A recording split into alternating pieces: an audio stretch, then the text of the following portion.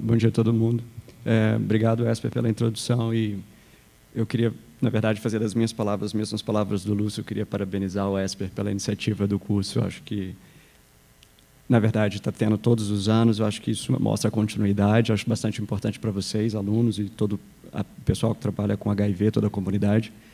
E, além do que, é interessante, porque, na verdade, o nível das palestras que a gente está tendo aqui realmente é espetacular. E eu queria parabenizar o Esper mais uma vez. A gente está como se fosse um simpósio de AIDS aqui para um curso de pós-graduação.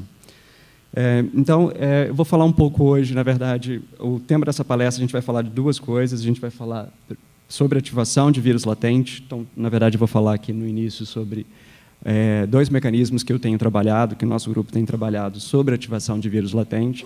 E, na segunda parte, a gente vai falar mais sobre a parte de montagem e brotamento da partícula viral e alguns inibidores que a gente tem trabalhado também no desenvolvimento para tentar restringir a infecção viral com novas classes de drogas. Tá?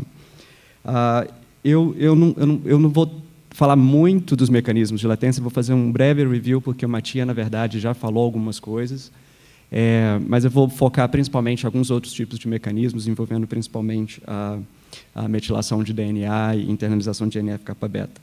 Mas só para lembrar também, aqui citando um pouco do que o Amilcar falou, na verdade, falamos um pouco sobre o ciclo replicativo viral, e é importante a gente saber isso, porque é exatamente aonde você vai ter o mecanismo de latência sendo estabelecido. Lembrando que o ciclo replicativo viral pode ser dividido em pelo menos duas partes, uma fase inicial e uma fase tardia. Na fase inicial, então, o vírus vai entrar aqui em contato com a célula e vai ser internalizado, mediado a interação com receptores celulares, né, o linfócito TCD4. Depois de internalizado, o capsídeo, então, é exposto. Na verdade, os nucleotídeos conseguem ter acesso a dentro do capsídeo, estimula a atividade transstase reversa viral, que vai sintetizar uma molécula de DNA aqui, complementar a molécula de RNA, que depois vai ser integrado.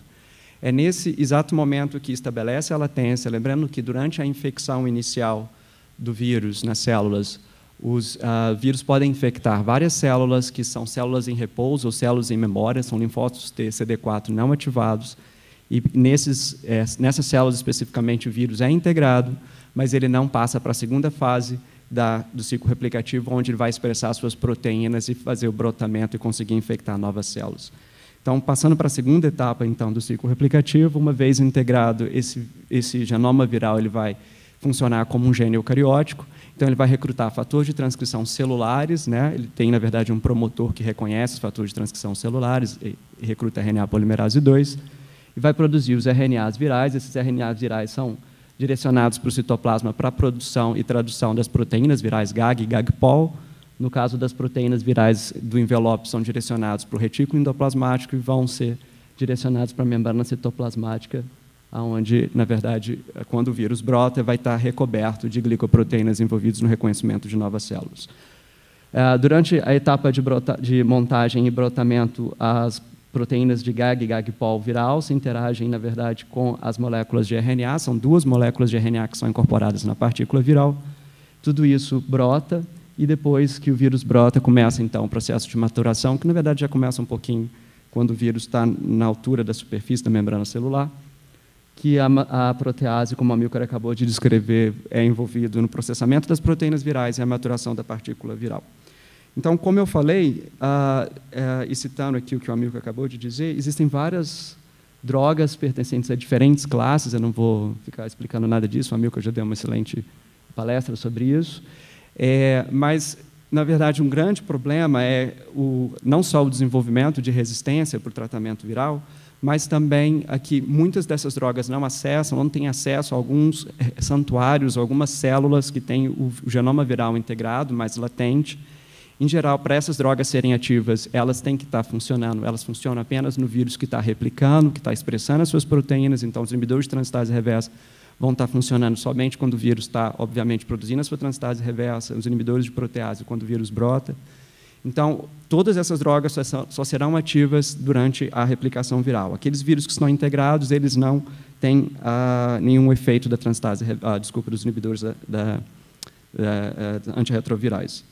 Então, o mecanismo de latência, só lembrando aqui, então, na verdade, essas drogas todas de Hart que o Amilcar acabou de descrever, elas têm sempre atividade sobre o vírus replicante, mas ela não tem atividade sobre o vírus, que integra nessas células de reservatório, mas não produzem a partícula viral.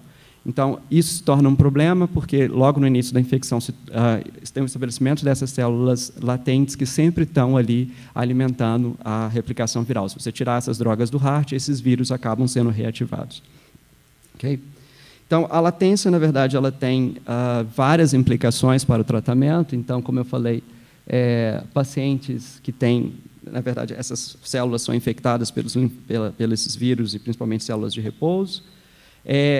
A alta taxa de replicação desses vírus, na verdade, a meia-vida dessas células, elas, na verdade, podem ficar muito tempo circulantes na célula, no organismo, de forma que você demoraria mais ou menos, existe um cálculo matemático de cerca de 60 a 70 anos para eliminar todos os reservatórios da replicação viral do HIV só com uma terapia HAART. Então, existe, na verdade, a necessidade de criar novas estratégias que você consiga combinar não só a terapia HAART, mas com algumas outras drogas que consigam reativar esses vírus latentes e você consiga, de uma maneira mais eficiente, curar o HIV, na verdade, eliminar o HIV do paciente. Tá?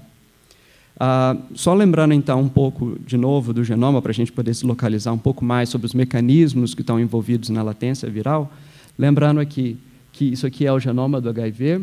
Aqui na região inicial, na região 5', que a gente chama de 5' LTR, você tem as regiões repetitivas, flanqueadas na 5' e no 3'.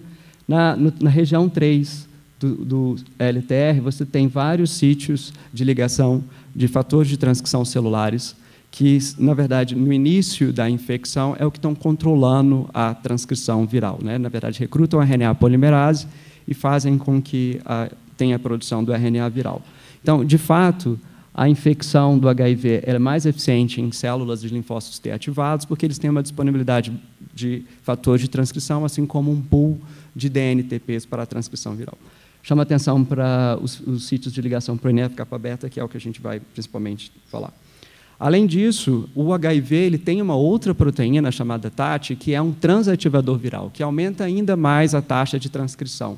TAT tem uma capacidade de se ligar num elemento regulatório, que também está no genoma do HIV, aqui, mais ou menos nessa região, e recrutar toda a maquinaria de fosforilação da RNA polimerase 2 e fazer a elongação do RNA viral. Okay? Então, vários mecanismos são propostos para explicar a latência viral. Alguns deles, por exemplo, já foram descritos pelo Mattia, que é exatamente quando o genoma viral ele integra, dependendo da região o qual ele integra, se está numa região mais compactada ou menos compactada com nucleossomos, né? Lembrando que o genoma, em geral, de DNA, ele pode estar compactado em nucleossomos, dependendo desse nível de compactação, isso pode fazer com que as regiões promotoras do HIV não estejam disponíveis aos fatores de transcrição e à RNA polimerase, de maneira que você não consiga ter uma transcrição eficiente e a produção de proteínas virais. É um dos modelos. Então, existem vários inibidores aí de deacetilases tentando acabar com essa modular o nível de acetilação de histonas e fazer com que esses RNAs virais sejam mais transcritos. Um exemplo aqui que eu estou citando, ácido valprônico, que é utilizado também no tratamento de câncer, e SARA, que são os resultados mais interessantes, que são menos tóxicos. Um outro mecanismo envolvido na latência viral é exatamente o TAT, que eu acabei de dizer. O TAT é uma proteína viral, que acontece aqui, o TAT depois que tem uma infecção, o RNA é transcrito, ele gera RNAs virais que vão produzir TAT. O TAT tem um sinal de localização nuclear, ela consegue entrar dentro do núcleo, essa proteína, ela interage com a região TAR, que recruta esse fator, que é o fator PTFB, o fator positivo de elongação, que vai fosforilar as regiões carboxiterminal da RNA polimerase e aumentar a elongação da transcrição, que é a etapa seguinte da transcrição, aumentando a quantidade de RNAs virais e, obviamente, a produção de proteínas. Aqui só um exemplo, só um slide mostrando como é que TAT faz isso. Na verdade, TAT interage com PTFB, que é formado de ciclina T1 e CDK9, que vão fosforilar a região carboxiterminal da RNA polimerase 2 e aumentar a produção de RNA viral. Um outro mecanismo proposto é exatamente a quantidade de fatores de transcrição, a disponibilidade de fatores de transcrição que uma célula tem quando o vírus infecta essa célula. Um exemplo clássico é o NF-κ-beta. O NF-κ-beta, lembrando que ele tem uma localização citoplasmática, em geral ele está inibido por um inibidor IK-beta, e quando existe um estímulo, por exemplo, a ativação de PKC, tem a fosforilação desses fatores inibitórios do NF-κ-beta, o NF-κ-beta consegue, então, ser internalizado para dentro do núcleo da célula e reconhecer aqui os sítios de promotores do HIV e recrutar toda a maquinaria de transcrição e começar a transcrição do RNA viral. Um outro mecanismo ainda, que também pode ser utilizado para explicar a latência viral, é exatamente a metilação de regiões promotoras. Lembrando que a metilação, algumas citosinas do DNA genômico, elas podem, na verdade, ser metiladas, tá, com a adição de um grupamento CH3. Isso faz com que essas regiões não estejam mais disponíveis para a ligação dos fatores de transcrição. Na verdade, pode também recrutar alguns fatores que vão aumentar mais ainda a compactação dessa região e fazer com que não tenha a transcrição viral. Então, a metilação do DNA também é um fator importante, contribuinte do mecanismo, que é o que eu principalmente também vou começar a falar aqui agora. Então, lembrando aqui da metilação do DNA, em geral, em citosinas. Algumas citosinas podem ser metiladas, em geral, isso aqui mostrando que pode, dependendo do suco do DNA, inibir a ligação de fatores de transcrição e, obviamente, inibir a taxa de transcrição. Então, a metilação do DNA está associado aqui à ausência de transcrição. Na verdade, ela tem um efeito de DAO, né, modulação na repressão de proteínas em geral. Aqui só mostrando. E é interessante que, apesar de já existirem modelos explicando como que o DNA, em geral, é metilado nas suas citosinas, existem já DNA metiltransferases descritas, até hoje não se sabe direito qual é o modelo de demetilação. Na verdade, não existe uma proteína com atividade de retirar o grupamento metil nessas citosinas, mas ela não pode explicar o efeito de hipometilação em geral. Então, parece que a célula utiliza de outros mecanismos um pouco mais complicados para causar demetilação e aumentar a ativação gênica em geral.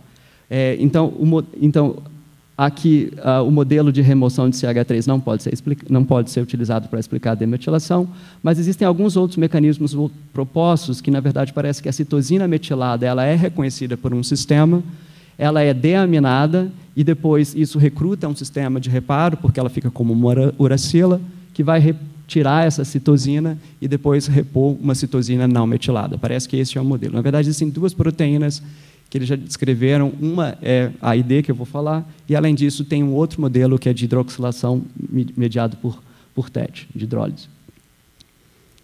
Então, uma dessas proteínas envolvidas na demetilação, que é o que a gente quer trabalhar, porque a gente está querendo ativar o vírus, né, os vírus que são latentes, são membros de uma grande família de proteínas chamada ApoBec.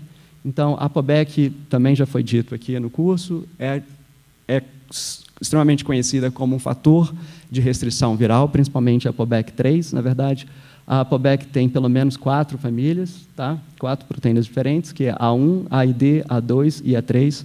Todas elas são citosina deaminase. O que é isso? Elas reconhecem a citosina no DNA, deaminam a citosina, e aí ela fica como se fosse uma uracila. Tá? Então, a ApoBec1, por exemplo, já tem sido descrita para edição de RNA. Cada uma dessas ApoBecs tem uma afinidade específica. Algumas editam principalmente moléculas de RNA, outras principalmente moléculas de DNA. A AID, que é o alvo aqui do nosso trabalho, ela está envolvida na hipermutação somática, na diversificação de anticorpos, na produção de diferentes classes. Ela deamina especificamente DNA. A ApoBec2 ainda não tem a função desconhecida, e a ApoBec3 é a clássica, que é a ApoBec3G e a ApoBec3F, que tem atividade antiviral contra HIV. Na verdade, não só HIV, mas diversos outros retrovírus. Então, ela deamina citosinas no DNA viral e essas hipermutações que acontecem podem inativar as proteínas virais. Essas proteínas têm sido amplamente conservadas durante a evolução, tiveram várias duplicações em humanos, por exemplo, tem pelo menos 9 genes diferentes codificando a ApoBec3, e é importante não só para proteger as células da atividade de retrovírus, mas também de elementos transponíveis endógenos.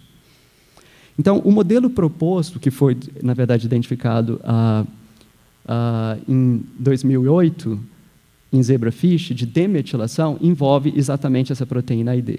Então, o que acontece é que uma citosina metilada ela é reconhecida pela AID, a AID vem aqui agora e deamina essa citosina, ela vai se transformar numa uracila, vai parecer como uma uracila, que vai reconhecer todo o sistema de reparo envolvendo GAD45 e MBD4, que são proteínas ligadoras aqui, na verdade, de DNA, e vão excisar toda essa citosina, tá? E que agora, então, é uma citosina não metilada, então aumentando a expressão gênica, causando a hipometilação. Existem vários modelos para se trabalhar com latência viral. Então, uma célula que é bastante utilizada são células Jurkat, são linfócitos T expressando CD4, obviamente uma linhagem estabelecida em cultura. Aqui mostrando mais ou menos uma foto dessas células. A grande vantagem dessas células específicas é que elas têm o genoma do HIV integrado, então elas foram infectadas e selecionadas exatamente aquelas células latentes, porque elas têm o genoma do HIV integrado, mas elas não expressam as proteínas virais, elas não estão, na verdade, produzindo partículas virais. E o interessante desse modelo é que ela tem uma proteína aqui chamada um gene reporter, que é o GFP, que é a proteína que floresce verde.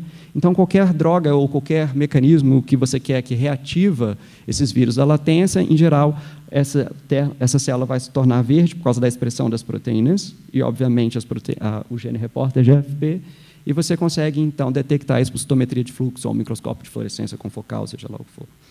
Então, a gente queria ver se a AID, que tem um efeito de atividade de ativação gênica, se também teria um efeito tirando o vírus da latência.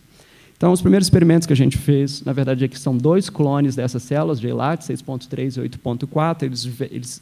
Existem, na verdade, pelo menos 5 clones de JLAT que têm diferentes mecanismos de latência envolvidos.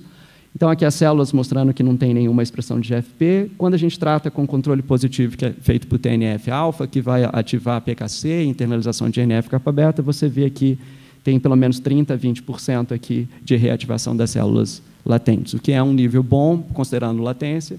Quando a gente transfecta essas células com a AID apenas, a gente consegue aqui um pouco de reativação, mas não eficiente. Mas quando a gente faz a cotransfecção com aquelas outras 2 proteínas envolvidas no sistema de reparo, gerado pela deaminação da citosina e ativação, a gente consegue aqui aumentar o nível da latência. Então, mostrando que realmente esse complexo AID pode ser envolvido na hipometilação e ativação gênica de HIV. Depois a gente, na verdade, agora quer demonstrar que isso é mediado via hipometilação, então, para isso, a gente tem que pegar, na verdade, as células, o DNA dessas células, tá? DNA genômico, tratar com bisulfito de sódio. Não sei se vocês estão familiares com essa técnica, mas essa técnica, o que acontece é que as citosinas citosinas em geral, quando são tratadas com bisulfito de sódio, ela tem uma deaminação e ela se torna uma uracila. Mas aquelas citosinas que estão metiladas, elas são resistentes. Então, você consegue exatamente identificar quais eram aquelas citosinas que estavam metiladas na região promotora.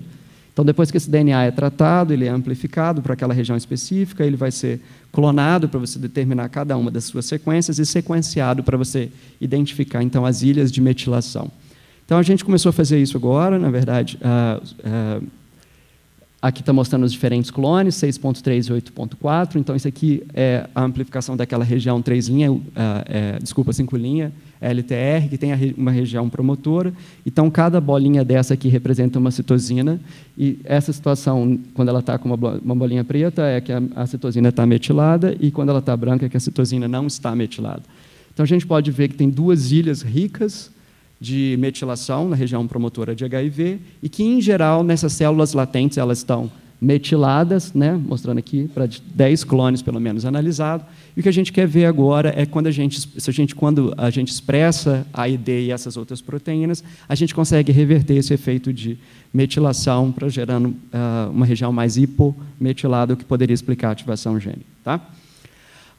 Além disso, uma coisa que é bastante interessante é o desenvolvimento de novas drogas capazes de realmente reativar esse vírus latente. Então, existem novas estratégias, chamadas de shock and kill, que, teoricamente, seriam capazes de reativar esse vírus. Quer dizer, o paciente sempre vai estar em terapia HAART, mas você administra depois alguma droga capaz de reativar esses vírus latentes, nunca tirando o HAART, obviamente, da terapia, de forma que você consiga reativar esses vírus latentes, e agora esses vírus, então, podem ser alvo da terapia HAART você eliminar o vírus desses reservatórios.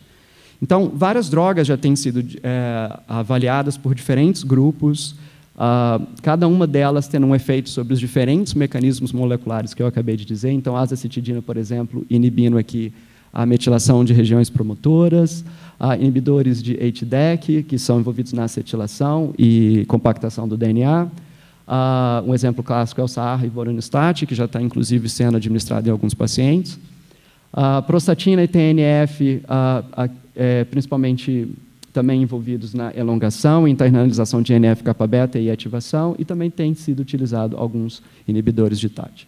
Então, a gente queria ver se a gente conseguia também desenvolver novos agentes capazes de reativar. O laboratório, junto com a Milka, tem uma tradição em pesquisa de novas drogas, então a gente tem contato, na verdade, com esse laboratório específico, representado pela pessoa do Dr. Luiz Francisco Pianovski, que é o Kiolab, que tinha um banco de moléculas que já tinham visto. Algumas dessas moléculas têm atividade antitumoral.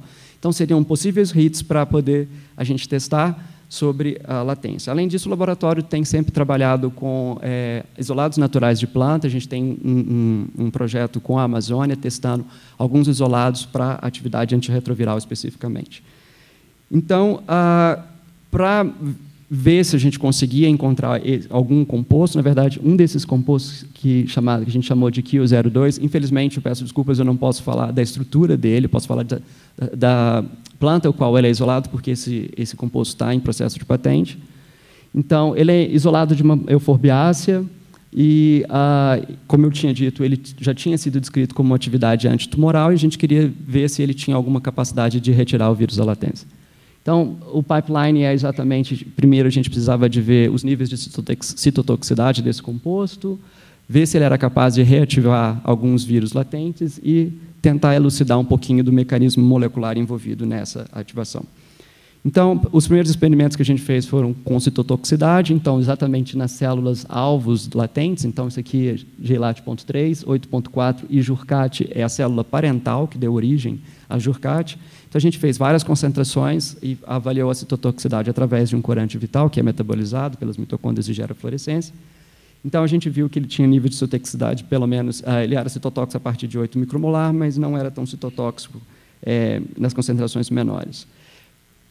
O segundo passo, então, foi avaliar se ele realmente tinha uma atividade de ativação de transcrição e retirada desses vírus da latência. Então, a gente usou as mesmas células. Como a gente pode ver aqui, a gente fez uma cinética, depois que tratou essas células com esses compostos, depois de 24, 48 e 72 horas, e o controle com TNF aqui, depois de 72 horas. A gente viu que sempre tinha uma ativação, e com 72 horas os maiores níveis de ativação para ambas as células, para ambos os modelos de infecção, e no mesmo nível que TNF, o controle positivo. Então, demonstrando que esses compostos poderiam realmente reativar esses vírus latentes. Tentamos comparar a ativação disso com algumas daquelas moléculas já descritas, então a gente tentou comparar a atividade desse composto com prostatina, que é uma droga que já tinha sido descrita também, além do ingenol de benzoato. Então, aqui a gente mostra que a gente consegue a ativação exatamente nos mesmos níveis que prostatina e um pouco inferiores aí ao de ingenol de benzoato. Então, só para mostrar que ela tem uma potência relativa. Para elucidar os mecanismos moleculares, vários indícios indicavam que provavelmente eram fatores transcricionais. Então, a gente tentou criar um modelo que exatamente envolve a utilização de genes repórteres de luciferase. Tá? Na verdade, isso é um plasmídio que tem a região promotora do HIV, o LTR, clonado em adjacência com o gene repórter da luciferase. Então, você transfecta as células com esse plasmídio e trata as drogas com esse plasmídio. Se tiver algum efeito de ativação transcricional esse composto, vai aumentar a expressão de luciferase, que está sendo controlada, mediada pelo esse promotor LTR viral do HIV. Interessante que ele tem esses sítios de NF-kappa-beta e todos os outros sítios necessários à transcrição. Então, aqui a gente mostra que quando a gente pegou essas células, no caso, essas não são as células JLAT, são a linhagem parental, a Jurkat. Quando a gente transfectou essas células com esse vetor indicativo de transcrição e tratou as células com diferentes concentrações de QO02, a gente pôde ver que teve um aumento da expressão de luciferase, demonstrando, então, que esse composto tinha uma atividade de ativação transcricional. Interessantemente, nós fizemos esse mesmo modelo de experimento, mas agora co-transfectando com aquela proteína viral TAT, para ver se os efeitos eram mais na fase inicial da transcrição ou mais na fase de elongação. Quando a gente transfecta com TAT e trata com diferentes concentrações de droga, a gente não vê uma diferença significativa, demonstrando que provavelmente esse composto então está envolvido nas fases iniciais da transcrição. Além disso, para elucidar isso de uma melhor maneira, o que a gente fez foi pegar aquele mesmo controle, aquele mesmo vetor, expressando a luciferase com sítios de ligação de NF-kappa-beta.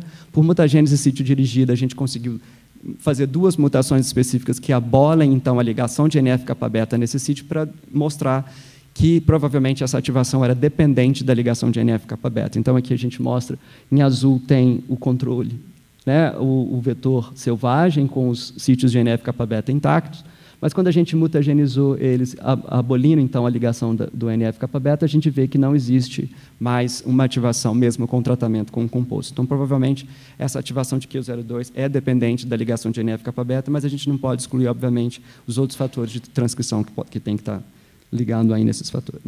Quer dizer, pode ser para esses modelos específicos celular. Não sei se vocês estão vendo, mas o que a gente queria ver é se tinha realmente uma internalização do NF-kappa-beta, tá? Para explicar essa ativação mediada pelo composto QO02. Então, o que a gente fez foi uma imunofluorescência, tá, para o fator de transição NF-kappa-beta, que tem uma distribuição citoplasmática. Então, aqui dá para ver, não sei se vocês vão conseguir ver, mas aqui é a marcação do núcleo dessas células. Tá? Aqui a gente tem 2 células no campo.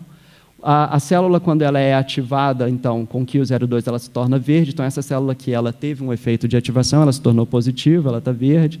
No entanto, tem uma célula negativa, que ela não foi ativada. Quando a gente vai ver a localização do NF-kappa-beta, é interessante que, na célula ativada e tratada com QO02, a gente vê uma internalização no núcleo. Então, a gente pode ver uma colocalização entre o NF-kappa-beta aqui e o núcleo. Mas, na célula que não foi ativada, está muito difícil de vocês verem, mas aqui tem uma distribuição de NF-kappa-beta citoplasmática que não colocaliza com o citoplasma. Então, provavelmente, esse composto está induzindo a internalização de NF-kappa-beta nessas células, o que poderia explicar aqui a ativação transcricional. Além disso, lembrando da via de internalização de NF-kappa-beta, ele é ativado, quer dizer, a internalização de NF-kappa-beta é promovida pela ativação de PKC, que vai fosforilar aquele kappa-beta e promover a entrada, então, do NF-kappa-beta. Então, a gente queria ver se o PKC realmente teria um efeito nisso, indo um pouco upstream na via.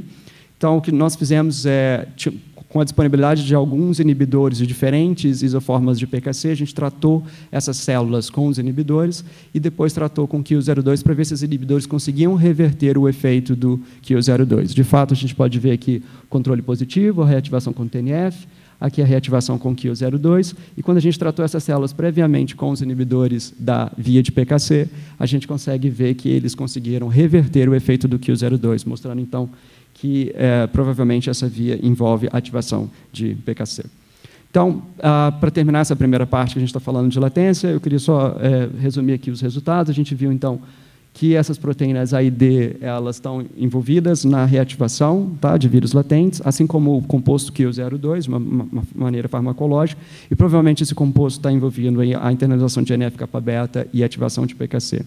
Várias perspectivas ainda precisam ser desenvolvidas. Na verdade, a gente tem que testar os modelos mutantes de A e D naquele domínio que causa a deaminação de citosina para provar que isso realmente está relacionado. Além disso, a gente tem que testar, por exemplo, principalmente do composto QO02 em células primárias, em PBMC de pacientes, para validar o modelo, além de modelos animais em camundongos e para ver a biodisponibilidade da droga e talvez macacos infectados com RT-Chip. Ok. Passando, então, agora para a segunda parte dessa palestra, eu vou falar de um assunto que não é relacionado à latência, mas também tem envolvido com o desenvolvimento de novas drogas, tá, para com atividade antirretroviral, e é principalmente também um composto natural, por isso o interesse nosso. Tá? Então, vamos lembrar um pouquinho sobre o brotamento, aquela segunda parte da replicação viral. Então, eu vou falar principalmente de alguns sítios citoplasmáticos conhecidos como grânulos de processamento de RNA que estão envolvidos no metabolismo de RNAs mensageiros e na estocagem de RNA mensageiros durante a tradução. A gente viu que esses grânulos têm um efeito importante na replicação viral. A gente tentou identificar se esses grânulos são importantes para a replicação viral, os mecanismos moleculares envolvidos nisso, e tentou criar algumas estratégias de intervenção farmacológicas para isso. Então, só lembrando aqui um pouco da regulação da tradução, isso aqui é um conceito novo. Em geral, quando o RNA celular mesmo, ele é transcrito, ele é direcionado para o citoplasma da célula, onde ele é utilizado como molde para tradução nos ribossomos. Mas uns conceitos mais recentes demonstraram que esse RNA também ele pode ser estocado em algumas regiões no citoplasma, em alguns grânulos no citoplasma. Esses grânulos são aglomerados de proteína capaz de interagir com o RNA e interagir com outras proteínas, não são delineados por membrana, mas esses grânulos são importantes porque eles podem estocar o RNA celular em uma determinada condição.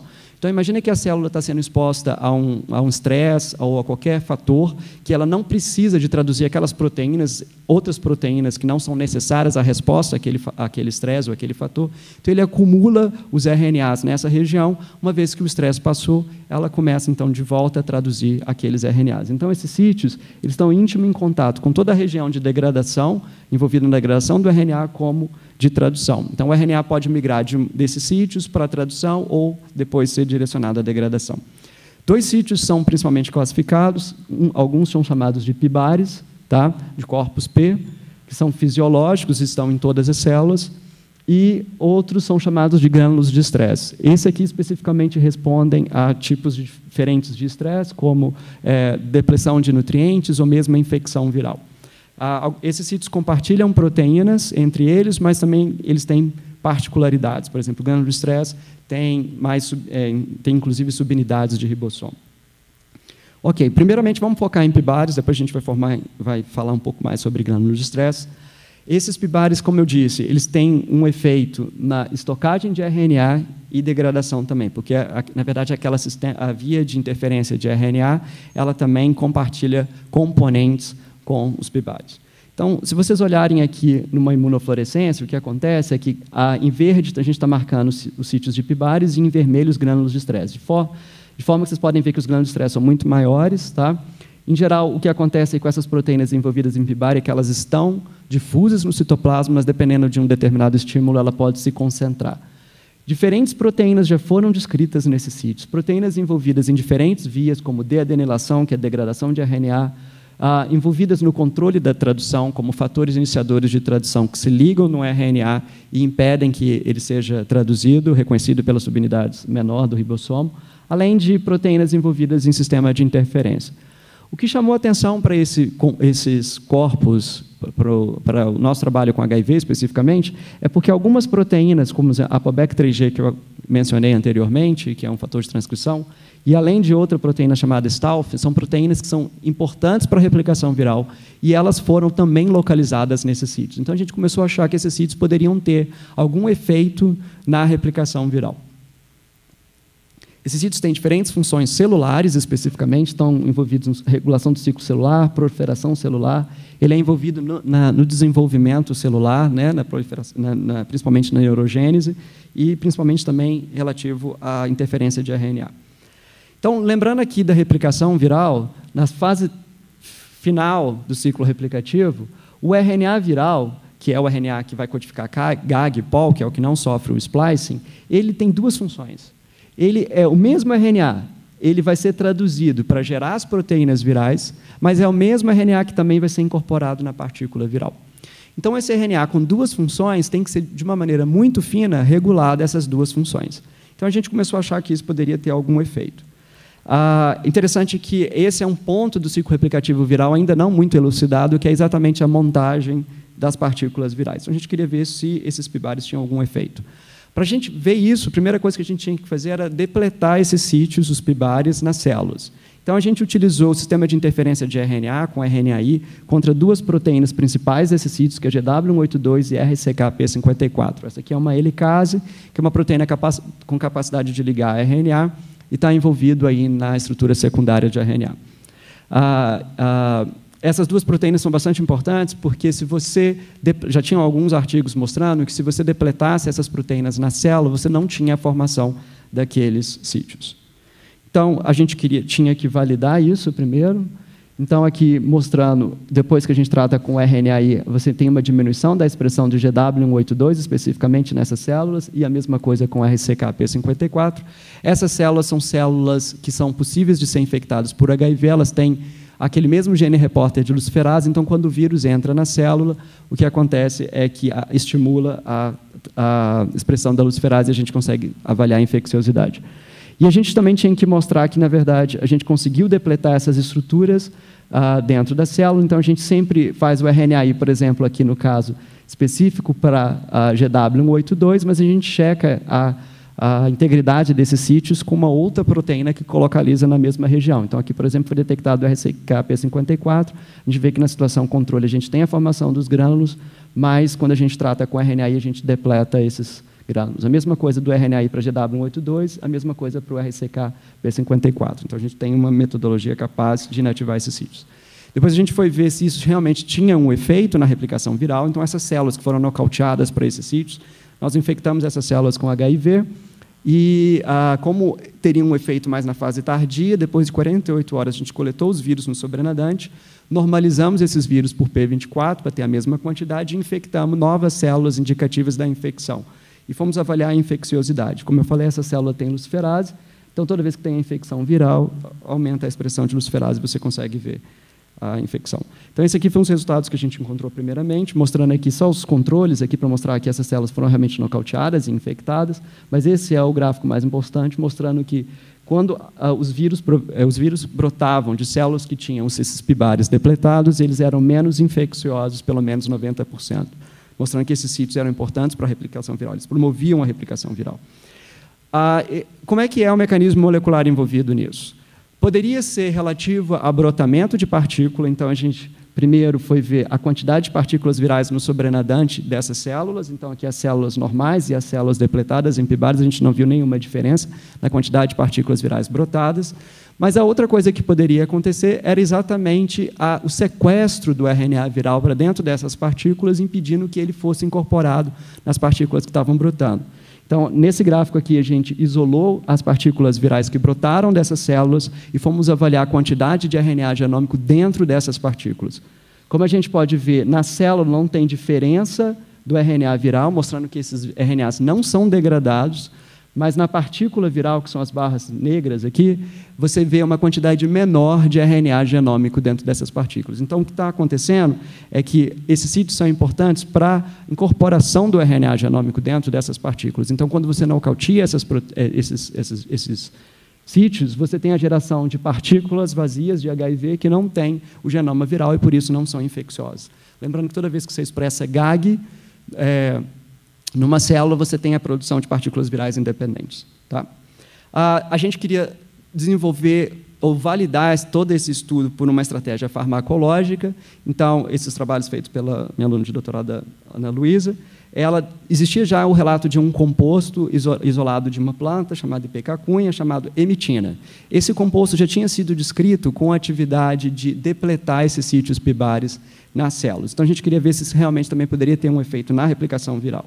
É interessante que esse composto tenha sido utilizado na clínica, por exemplo, para tratamento de amebíase e também como anticâncer. Então, primeiro a gente queria validar o modelo, então mostrando aqui que as células normais e as células tratadas com concentrações crescentes de emitina, a gente reduzia a formação dessas estruturas de pibares, e a mesma coisa a gente foi tentar avaliar agora com aquelas células que foram tratadas e infectadas com HIV. Os vírus que brotaram, a gente analisou a quantidade de P24, a gente viu que tinha uma redução, mas essa redução pode ser explicada pela inibição da tradução que a emitina, em geral, causa, mas os efeitos foram extremamente relevantes quando a gente avalia a infecciosidade. A gente pode ver que a infecciosidade de HIV diminui bastante quando a gente trata essas células com a emitina. Para validar que também era envolvido por incorporação do RNA genômico, a gente pegou essas partículas virais que brotaram dessas células tratadas com emitina e fomos avaliar a incorporação de RNA genômico. De novo, a gente vê uma redução na incorporação do RNA genômico com as maiores concentrações de emitina, mostrando, então, que esses efeitos farmacológicos validaram os efeitos com o sistema de interferência de RNA. Então, depois disso, a gente tinha que mostrar que existe uma interação, então, entre as proteínas virais. Se esse é um sítio de brotamento, um sítio onde o RNA viral tem que encontrar depois as proteínas virais, a gente tem que mostrar que existe uma interação entre as proteínas virais, ou RNA viral, e as proteínas componentes desse sítio. Então, aqui só mostrando uma colocalização do RNA viral com algumas proteínas desse sítio, Argonauta 2, por exemplo, a gente pode ver aqui. Aqui vai ficar difícil para vocês verem, mas é interessante que aqui é a marcação do RNA viral de novo. Então, a gente pode ver que, quando os sítios estão intactos, o RNA viral se acumula em algumas regiões, tá? Que provavelmente são esses sítios, mas quando a gente nocauteia esses sítios nas proteínas, nessas células, não está dando para ver, mas esse RNA se torna difuso, não localizado em algumas regiões, o que pode demonstrar, então, por isso que ele não está sendo incorporado na partícula viral. Existe uma interação entre GAG e essas proteínas virais, essas proteínas desses sítios, Argonauta, GW, RCK e 4E. A gente demonstrou isso por estudos de colocalização. E uma outra derivação desses estudos é a formação dos grânulos de estresse. Lembrando que os grânulos de estresse são aqueles outros sítios que respondem a estímulos externos. Tá? Então, o Átila, meu aluno que era de iniciação, agora está no mestrado, tentou ver também o efeito desses sítios. O interessante é que esses sítios eles podem ser estimulados pelo tratamento com arsenito. Arsenito é uma droga que, em geral, induz o estresse. Então, essas proteínas, por exemplo, a proteína marcadora de grânulo de estresse, uma proteína chamada TIA, ela tem uma distribuição citoplasmática, mas, quando você trata com arsenito, ela forma esses grânulos de estresse aqui, que são bastante evidentes em microscopia confocal. O grânulo de estresse é quase uma resposta para a infecção viral. Então, em geral, a PKR é uma proteína que pode ser sensora de RNA viral, tá? Que vai gerar a fosforilação do fator de tradução IF2, que é o fator que começa a reconhecer RNA transportador de metionina e trazer para a tradução. Então, uma vez que você tem ele fosforilado, você inibe a tradução e tem a formação desses grânulos de estresse. Então, uma resposta da célula contra a infecção viral. Isso pode ser bom ou ruim. Alguns vírus utilizam a formação de grânulos de estresse durante seu ciclo replicativo e outros não. Principalmente nos casos que vírus que utilizam essa formação, vírus que têm sequências áreas que podem ser utilizadas aí para a tradução de alternativa das proteínas virais. Então, como primeiro resultado, esses não vão ver mesmo, vocês vão ter que acreditar em mim, que aqui mostrando o controle dessas células tratadas com arsenita, a gente vê a formação de grânulos, tá? Que está aqui um zoom. Quando a gente infecta com HIV, você não tem a formação desses grânulos, e o interessante é que a gente contou a formação dos grânulos, e, ao contrário dos pibares, a infecção viral diminui a formação desses grânulos aqui nessas células. A gente fez isso para outras células e o resultado foi o mesmo. Para validar isso, a gente utilizou a gente conseguiu localizar aquelas células que estavam realmente expressando as proteínas virais, que estão aqui em verde, e essas células também foram tratadas com arsenito, e não está dando para ver, mas essas células aqui elas são negativas para HIV, mas elas têm os grânulos, mas as células positivas para HIV não têm a formação de grânulos. Então, o vírus realmente modula a expressão desses grânulos, a montagem desses grânulos. A gente queria ver se a formação desses grânulos impede a replicação, tá? Então, a gente tratou células com arsenito e fomos avaliar a infecciosidade desses vírus que brotavam dessas células. A gente viu que tinha, na verdade, uma infecção menor, aqui mostrando. A quantidade de partículas geradas também era menor. Depois a gente foi ver, a gente conseguiu ver que a formação de grânulos de estresse, na verdade, diminuía um pouco a geração do P55 GAG, mostrado por Western blot. Então, estou terminando agora, só queria mostrar aqui, nessa segunda parte, mostrando que esses sítios que estão modulando a tradução em células, eles estão envolvidos também na replicação viral. Então, os pibários são importantes, eles são utilizados a favor da replicação viral, mas os grânulos de estresse estão modulando negativamente a replicação viral. É importante estudar isso, porque assim a gente pode criar novas drogas, por exemplo, como no caso da emetina, demonstrado aí. Tá? Isso aqui é só um resumo de tudo isso. A gente viu que esses sítios são importantes para a replicação viral, a emetina também teve um efeito. Identificamos interação entre as proteínas virais e o RNA viral e as proteínas constituintes desses sítios, mostrando que existe aí um mecanismo molecular de brotamento nesses sítios. A mesma coisa foi demonstrada para grânulo de estresse, só que com um efeito contrário. Tá? Então, queria terminar agradecendo a colaboração de todas as pessoas envolvidas nesse trabalho. Na verdade, desde uma tia lá da UCSF até o Xavier, que também é da UCSF, mas agora está na França, a Milka, e todos os alunos envolvidos na execução desse trabalho. e, principalmente, o Dr. Luiz Pianovski, do Qiolab, que nos cedeu o composto Q02 para a nossa testagem, e todas as agências financiadoras. Obrigado.